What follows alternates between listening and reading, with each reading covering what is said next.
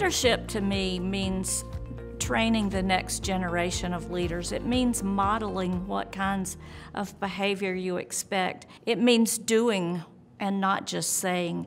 It means working with other people around you to share your clear vision and to transform them, to train the next generation of leaders. Leadership really encompasses a wide variety of characteristics, and for today's leader, one of the most important ones is emotional intelligence, or EI, which really means having the capacity to know one's own feelings, being able to control those feelings, and then being able to express them. Leadership is a person versus a position. That's my definition of what true leadership is all about, especially in an organization.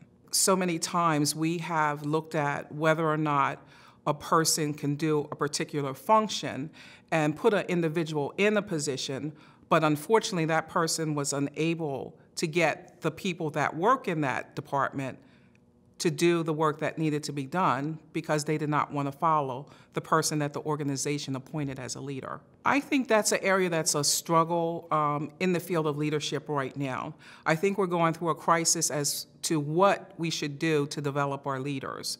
And unfortunately, too many organizations are following the old model and not looking at the fact that the world of work has changed. People are naturally followers, and so they want to follow a leader that they can trust, and having that EI helps to enhance that following of their employees. And it's one of the most important characteristics of professional success for today. A good leader's got to be transparent. One of the key things that I do when I'm mentoring students or anyone really is to help them see their own vision. I can't give you a vision for you, but I can help you draw out your own vision for where you're going. I can help you see and clearly define your values, clearly define what makes you, you. Leadership in business means honesty, integrity, inspiring a vision, modeling the behaviors you expect. It means achieving your goals and assessing your goals and making sure they're not unrealistically high, but also not unrealistically low. What HR departments and professionals who develop leaders will have to focus on is how can we get leaders to get individuals to follow them?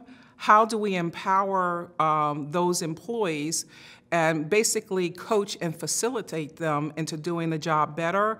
And how do we handle crisis situations when they arise in the organization? I believe that we're moving more towards fields called neuro leadership and digital leadership. And those two areas where I believe they're very important, a lot of people, especially with the introduction of social media, having the opportunity to give your opinion, they're thinking more. And neuro leadership, that's what the focus is on, is how do people process things in their brains. One example is like if you're going through a change. A lot of people do not like change, and the reason why they don't like change is that they fear change. They don't understand how they're going to fit into a model where things have been changed. Now, in terms of digital leadership, and I think it goes hand in hand with neuro leadership, is that digital leadership is looking at how we have become an information and knowledge management society. Everything can be found on a computer. It's not necessarily people have to be the master of a number of different fields.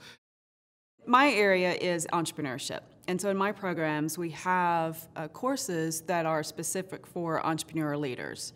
And what that means is not anybody is a leader. There are some innate characteristics like EI or being able to lead by action. The employees are going to mimic what you do.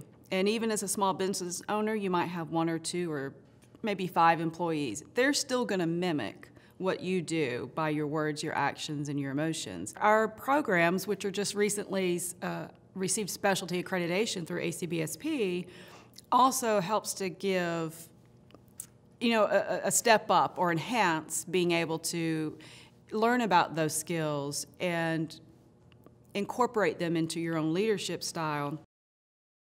So as a result of social media and the quick changes in technology, leaders will have to figure out how to manage quick change. And how do people process those changes in their head?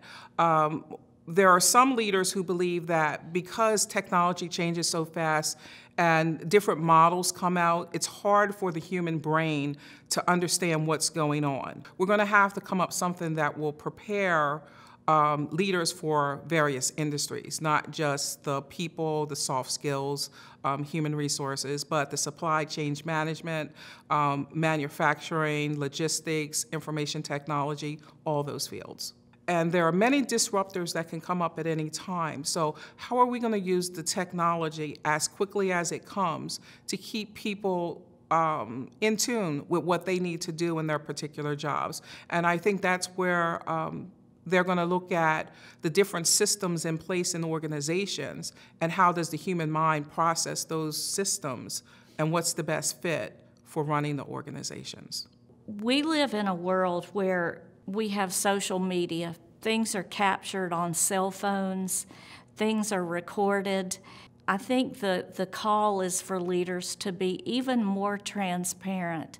As this generation of leaders transforms and trains the next generation of leaders, it's even more important for us to model what is expected and to model those good behaviors.